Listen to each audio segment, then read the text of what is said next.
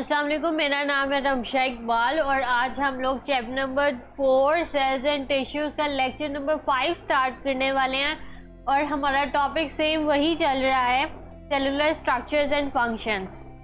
हम लोग last time cell organelles study कर रहे थे। लास्ट टाइम हम लोगों ने 2 ऑर्गेनेलीज देखी थी, एक हम लोगों ने न्यूक्लियस देखा था और एक राइबोसोम्स देखे थे। आज हम लोग 3 सेल ऑर्गेनेलीज स्टडी करेंगे, एक माइटोकॉन्ड्रिया है, दूसरा प्लास्टिड्स और तीसरा एंडोप्लाज्मिक रेटिकुलम। सबसे पहले माइटोकॉन्ड्रिया से स्टार्ट करते हैं। माइटोकॉन्ड्रिया एक डबल मेम्ब्रेन बाउंड ऑर्गेनेली है। लास्ट टाइम हम लोगों ने देखा था कि न्यूक्लियस भी डबल मेम्ब्रेन बाउंड ऑर्गेनेली होता है। इसके अलावा जो राइबोसोम्स होते हैं वो डबल मेम्ब्रेन बाउंड ऑर्गेनेलीज नहीं होते, इसी वजह से वो प्रोकैरियोट्स में भी प्रेजेंट होते हैं, ठीक है। और यूकैरियोट्स में सिर्फ मेम्ब्रेन बाउंड ऑर्गेनेलीज प्रेजेंट होती है। इसीलिए माइटोकॉन्ड्रिया जो है वो ये भी डबल मेम्ब्रेन बाउंड ऑर्गेनेली है, इसलिए ये भी सिर्फ यूकैरियोट्स में प्रेजेंट होती है, ठीक है। माइटोकॉन्ड्रिया का अगर फंक्शन देखें तो ये साइट होती है जिसमें एरोबिक रेस्पिरेशन होती है, ठीक है। अब एरोबिक रेस्पिरेशन ये हम लोग चैप्टर नंबर 7 में फुल डिटेल के साथ पढ़ेंगे, इसलिए अभी प्रॉपर इसका पूरा प्रोसेस नहीं समझा रही, ठीक है। इसके अलावा ये माइटोकॉन्ड्रिया जो है वो मेजर एनर्जी प्रोडक्शन सेंटर्स होते हैं, वो एरोबिक रेस्पिरेशन ही करते हैं, वो प्रोसेस करते हैं और उसके बाद एटीपी प्रोड्यूस करते हैं, वो एनर्जी का सोर्स होता है, ठीक है। वो हम लोग चैप्टर नंबर 7 में ही पूरा डिटेल से पढ़ेंगे कि एटीपी क्या होता है, किस तरह से मेटाबॉलिक रिएक्शंस होते हैं, ऑक्सीडेशन रिडक्शन रिएक्शंस होते हैं, तो वो उस वक्त हम डिटेल से पढ़ेंगे, ठीक है।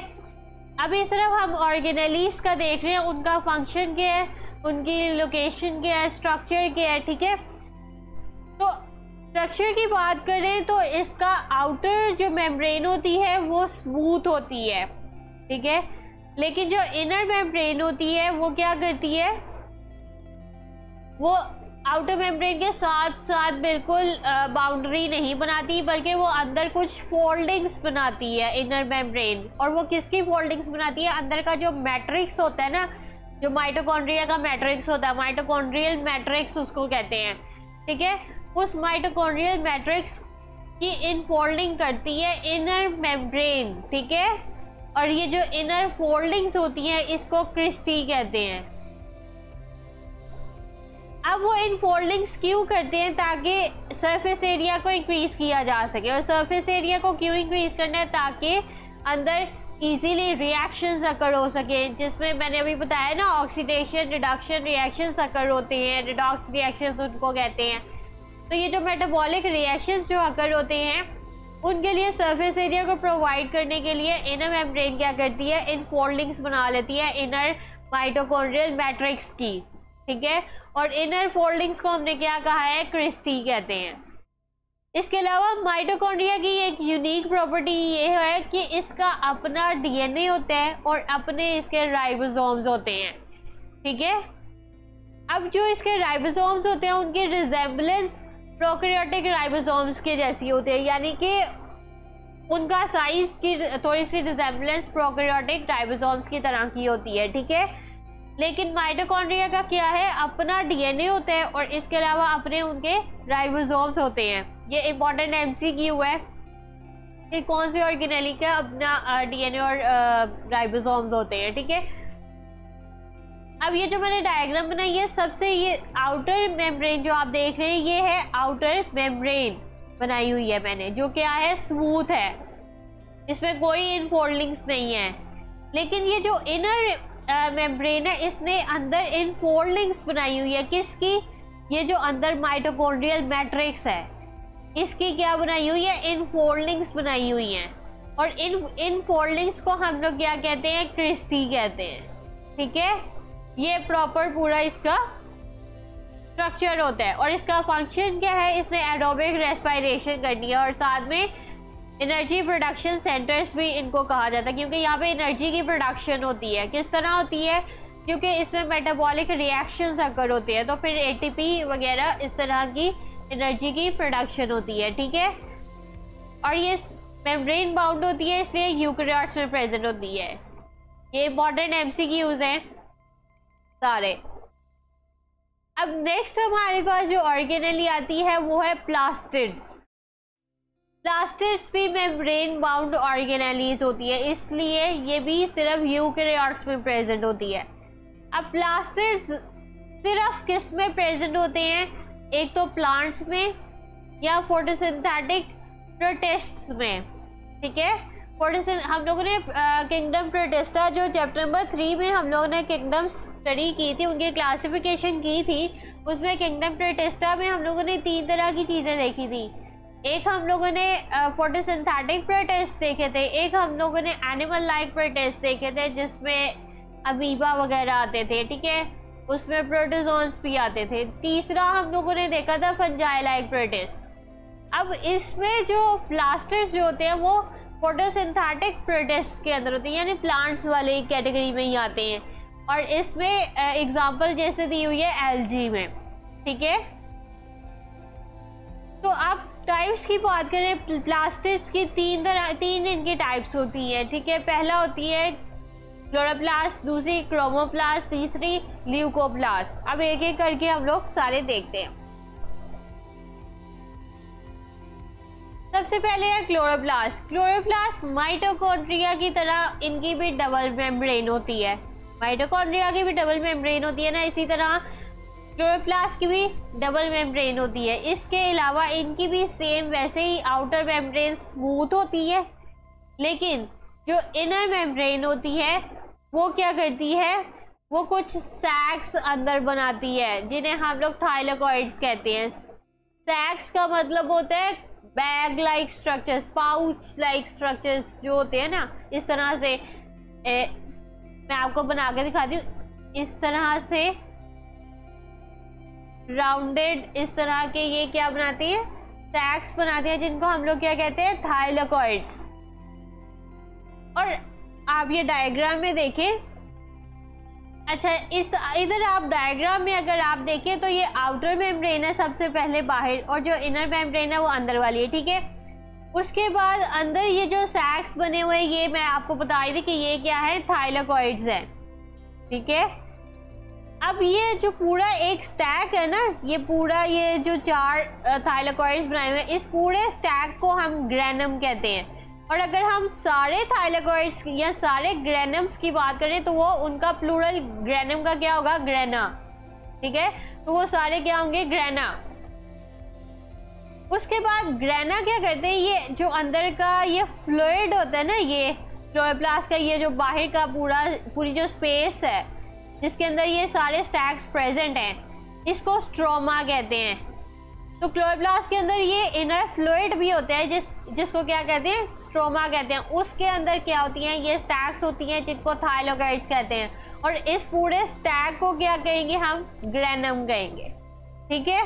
इस तरह का इनका ये स्ट्रक्चर होता है। अब इसके फंक्शन की बात करें, क्लोरोप्लास्ट क्या कहते हैं, ये फोटोसिंथेसिस अकर करते हैं यूकेरियोट्स में। अब क्योंकि ये सिर्फ प्लांट्स के अंदर प्रेजेंट होते हैं, तो ये सिर्फ फोटोसिंथेसिस किस में करते हैं, प्लांट्स के अंदर करते हैं। उसके बाद ये आ जाते हैं, इसके अंदर कुछ पिगमेंट्स भी प्रेजेंट होते हैं, साथ में इसके अंदर क्लोरोफिल होता है, वो भी एक पिगमेंट है, ग्रीन पिगमेंट है, जिसने असल में फोटोसिंथेसिस करनी होती है, ठीक है। और वो किस तरह से फोटोसिंथेसिस करता है वो भी हम लोग चैप्टर नंबर 7 में पूरी डिटेल से पूरा प्रोसेस पढ़ेंगे। इसके अलावा इसके अंदर ये जो पिगमेंट सारे होते हैं, ये भी थाइलेकॉइड्स, ये जो स्टैक है ना थाइलेकॉइड्स के, इन्हीं के अंदर ये सारे पिगमेंट्स प्रेजेंट होते हैं। और उसमें एक पिगमेंट क्लोरोफिल होता है, और क्लोरोफिल ने क्या करना होता है, फोटोसिंथेसिस करनी होती है, और वही मेजर फंक्शन है क्लोरोप्लास्ट का, ठीक है। उसके बाद नेक्स्ट हमारे पास जो प्लास्टिड की टाइप आती है वो है क्रोमोप्लास्ट। इसके अंदर भी पिगमेंट्स होते हैं, लेकिन वो यूजुअली ब्राइट कलर्स के होते हैं, यानी कि ये एक तरह से ये ब्राइट कलरेशन देता है, ठीक है, क्योंकि इनके अंदर पिगमेंट्स ज़्यादातर ब्राइट कलर्स की होती है। ये कहाँ पे प्रेजेंट होते हैं, ये फ्लावर पेटल्स और फ्रूट्स के अंदर प्रेजेंट होती हैं, ठीक है। साथ में इनका फंक्शन क्या आता है, ये कलर्स देते हैं, इन पार्ट्स को कलर्स देते हैं, जिसकी वजह से ये कलर्ड हमें दिखते हैं, और यूजुअली ये ब्राइट कलर हमें नजर आते हैं, ठीक है। साथ में इनका फंक्शन क्या है कि ये पॉलिनेशन और डिस्पर्सल ऑफ फ्रूट में हेल्प आउट करते हैं। पॉलिनेशन का तो आपको आइडिया होगा, थोड़ा सा पढ़ा होगा आपने, 6-7 क्लास में ये प्रोसेस पढ़ते हैं, जिसमें क्या होता है, इसमें पोलेंस ट्रांसफर होते हैं मेल एंथर से, फ्लावर के मेल एंथर से ट्रांसफर होते हैं फीमेल स्टिग्मा में, इसको पॉलिनेशन कहते हैं। ठीक है, तो ये इसमें भी हेल्प आउट करती है। ठीक है, थर्ड हमारे पास जो टाइप आती है प्लास्टिड की, वो है ल्यूकोप्लास्ट। ये कलरलेस होते हैं, इसके अंदर कोई पिगमेंट प्रेजेंट नहीं होता। ठीक है, ये क्या करते हैं, ये स्टोर करते हैं स्टार्च को, प्रोटीन्स को, लिपिड्स को, और ये कहाँ पे प्रेजेंट होते हैं, उन पार्ट्स में होते हैं जहाँ पे फूड प्लांट्स का जो फूड होता है ना, जहाँ पे स्टोर होता है, वहाँ पे यूजुअली ल्यूकोप्लास्ट प्रेजेंट होते हैं। इसी वजह से वो स्टोर करते हैं, ज़्यादातर क्या स्टोर करते हैं, स्टार्च, प्रोटीन्स और लिपिड्स को फूड से। ठीक है, यही इनका फंक्शन होता है। उसके बाद थर्ड हमारे पास जो ऑर्गेनेली आती है सेल की, वो है एंडोप्लाज्मिक रेटिकुलम।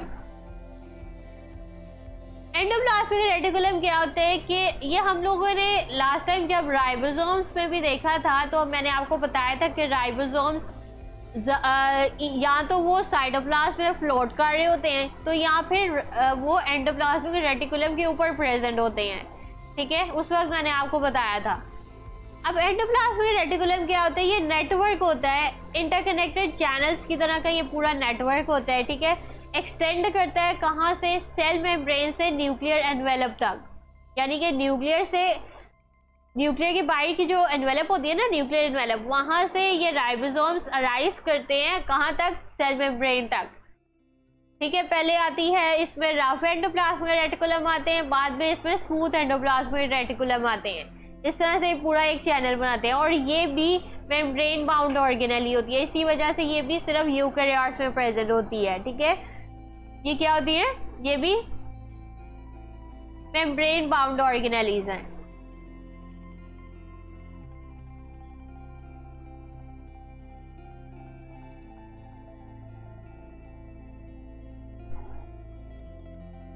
अब इसकी अगर 2 फॉर्म्स, अभी मैंने आपको बताया कि 2 तरह की होती है जो कि एक्सटेंड करती है। एक हमारे पास रफ एंडोप्लाज्मिक रेटिकुलम आता है, और एक हमारे पास आती है smooth endoplasmic reticulum. Rough endoplasmic reticulum का नाम ही रफ इसलिए दिया गया क्योंकि इसके अंदर राइबोसोम्स प्रेजेंट होते हैं, और इसके अंदर इतनी ज़्यादा अमाउंट राइबोसोम्स की प्रेजेंट होती है, जिसकी वजह से वो उनकी अपीयरेंस जो होती है एंडोप्लाज्मिक रेटिकुलम की, उसको बहुत रफ कर देती है। इसी वजह से इसको नाम ही रफ एंडोप्लाज्मिक रेटिकुलम दे दिया गया। इसके अलावा इस साइड में क्या होती है, प्रोटीन की सिंथेसिस होती है। मैंने आपको लास्ट टाइम राइबोसोम्स का बताया था कि वो उनका फंक्शन क्या होता है, वो प्रोटीन की सिंथेसिस करते हैं। ठीक है, वो किस तरह से करते हैं, वो पहले rRNA होता है, फिर mRNA से मैसेजेस ट्रांसफर होते हैं, ट्रांसफर RNA अटैच होता है, ट्रांसक्रिप्शन होती है, ट्रांसलेशन होती है, फिर प्रोटीन की सिंथेसिस होती है। ठीक है, तो इसके अंदर क्या है, राइबोसोम्स प्रेजेंट है, इसीलिए इन्होंने क्या करना होता है, प्रोटीन की सिंथेसिस करनी होती है। ठीक है, दूसरा आता है हमारे पास स्मूथ एंडोप्लाज्मिक रेटिकुलम। इसके अंदर राइबोसोम्स प्रेजेंट नहीं होते। ठीक है, इसलिए ये प्रोटीन की सिंथेसिस नहीं करते। इसने क्या करना होता है, इसका फंक्शन क्या है, इसने लिपिड मेटाबॉलिज्म में हेल्प आउट करते हैं। लिपिड मेटाबॉलिज्म जिसमें लिपिड्स की सिंथेसिस या डिग्रेडेशन होती है ना, कैटाबॉलिज्म एनाबॉलिज्म वाले प्रोसेसेस। मेटाबॉलिज्म क्या होता है असल में, कैटाबॉलिज्म और एनाबॉलिज्म को कंबाइन करके एक पूरा मेटाबॉलिक रिएक्शन अकर होते हैं। ठीक है, ये प्रोसेसेस आपको उस वक्त चैप्टर नंबर 7 में ज़्यादा डिटेल से समझ आएगी। ठीक है, तो ये लिपिड मेटाबॉलिज्म में हेल्प आउट करते हैं। इसके अलावा ये क्या कहते हैं, ये ट्रांसपोर्ट भी करते हैं मटेरियल्स को सेल की एक पार्ट से लेके दूसरी पार्ट तक, तो मटेरियल्स की ट्रांसपोर्टेशन में भी हेल्प आउट करते हैं। ठीक है, दूसरा इनका फंक्शन बहुत इंपॉर्टेंट फंक्शन है, वो क्या है कि ये डिटॉक्सिफाई भी करते हैं harmful chemicals entered in the cell. अगर कोई सेल के अंदर कोई हार्मफुल केमिकल्स एंटर हो गए तो ये उनको डिस्ट्रॉय भी कर देते हैं। ठीक है, ये बहुत इंपॉर्टेंट इनका फंक्शन है। ये मैंने डायग्राम बनाई हुई है, ये सेंटर में हमारे पास क्या है, न्यूक्लियस। न्यूक्लियस के बाहर क्या है, रफ एंडोप्लाज्मिक रेटिकुलम, जिसके ऊपर राइबोसोम्स प्रेजेंट है। राइबोसोम्स के आगे ये मैंने बहुत रफली इनका बताया हुआ है स्ट्रक्चर। ये थोड़ा सा ना ये स्मूथ एंडोप्लाज्मिक रेटिकुलम का स्ट्रक्चर थोड़ा सा ट्यूबुलर होता है, ठीक है। तो वो मैंने बहुत रफली बनाया है, ठीक है, आप नेट से देख लीजिएगा फिर आपको समझ आ जाएगी। तो इसके आगे ये स्मूथ एंडोप्लाज्मिक रेटिकुलम होता है और जहाँ पे ये कहाँ पे जाके एक्सटेंड करता है, सेल मेम्ब्रेन तक, आउटर मेम्ब्रेन तक, ठीक है। इस तरह से ये इनका स्ट्रक्चर होता है। अब आज हम लोगों ने 3 ऑर्गेनेलीज पढ़े हैं और तीनों बहुत इंपॉर्टेंट शॉर्ट क्वेश्चन और लॉन्ग क्वेश्चन हैं। ये जितने भी हम लोग ऑर्गेनेलीज पढ़े हैं ये सारे बहुत important short question, long question और MCQs हैं, ठीक है।